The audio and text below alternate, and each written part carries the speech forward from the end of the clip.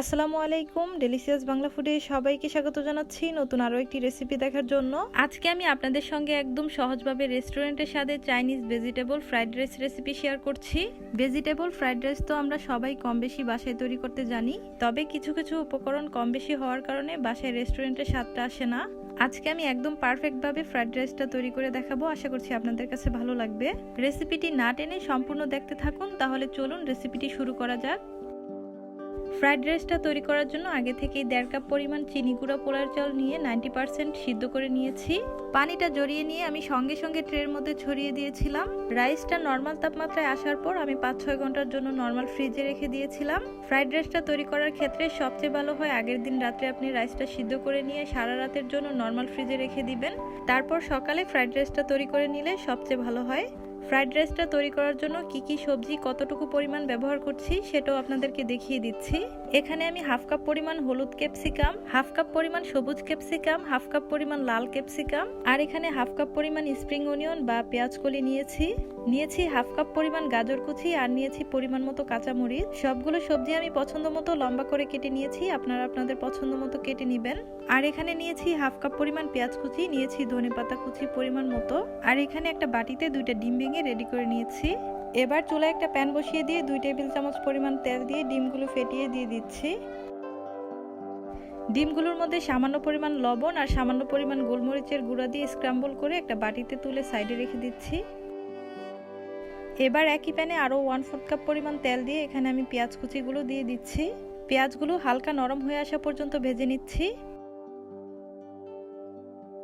পেঁয়াজগুলো যখন হালকা নরম হয়ে এসেছে ওই পর্যায়ে আমি এখানে কাঁচামরিচ আর গাজর কুচিগুলো দিয়ে দিচ্ছি।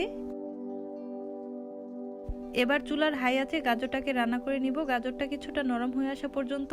গাজরটা যখন নরম হয়ে এসেছে ওই পর্যায়ে আমি ক্যাপসিকামগুলো দিয়ে এগুলোকেও মিডিয়াম হাই আঁচে কিছুক্ষণের জন্য ভেজে নিব। সবজিগুলো চুলার মিডিয়াম হাই আঁচে ভেজে নিলে সবজির কালারটা নষ্ট হবে না আর ফ্রাইড রাইসটা দেখতেও সুন্দর লাগবে। এখানে আপনারা চাইলে বাঁধাকপি, বরবটি অথবা আপনাদের পছন্দ মতো অন্যান্য সবজিগুলো দিতে পারেন। সবজিগুলোকে নেড়েচেড়ে মিক্স করে নিয়ে এখানে স্বাদ অনুযায়ী লবণ আর 1 চা চামচ কালো গোলমরিচের গুঁড়া দিয়ে দিচ্ছি।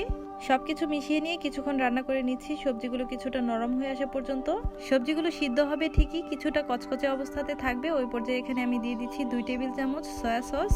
এখানে আমি লাইট সয়া সস ব্যবহার করেছি তাই 2 টেবিল চামচ দিলাম, আপনাদের যদি ডার্ক সয়া সস হয় তাহলে 1 টেবিল চামচ দিলেই হবে।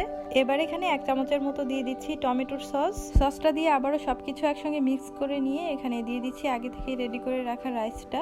ফ্রাইড রাইসটা আমি পোলার চাউল দিয়ে তৈরি করছি, তবে আপনারা চাইলে কিন্তু বাসমতির চাউল দিয়েও তৈরি করতে পারবেন।